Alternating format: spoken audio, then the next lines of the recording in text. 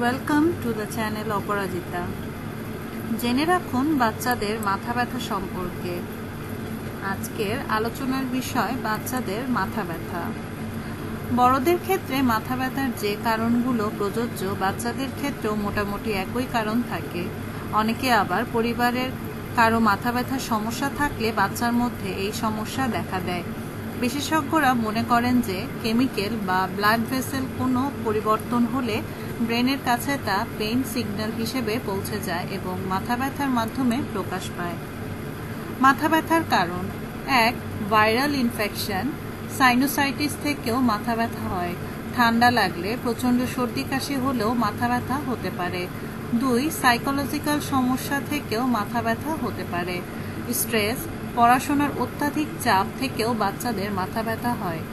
এরকমও দেখা গিয়েছে যে বাড়িতে নতুন বাচ্চার জন্ম হলে বা পরীক্ষার ভয়ে বাচ্চাদের মনের উপর গভীর প্রভাব বিস্তার করে।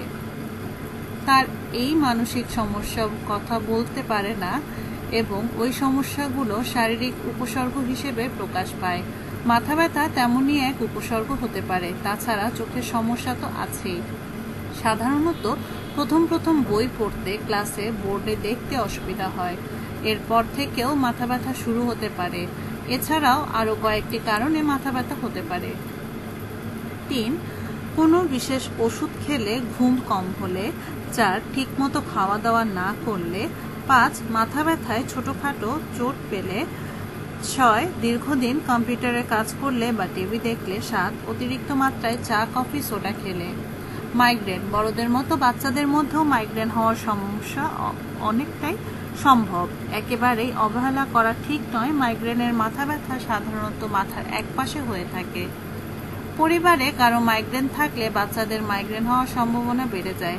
মাথা ব্যথার সঙ্গে বমি বমি ভাব, মাথা ঝিমঝিম করা, তীব্র আলো, আওয়াজ, গন্ধ সহ্য করতে না পারার মতো উপসর্গগুলো দেখা যায়।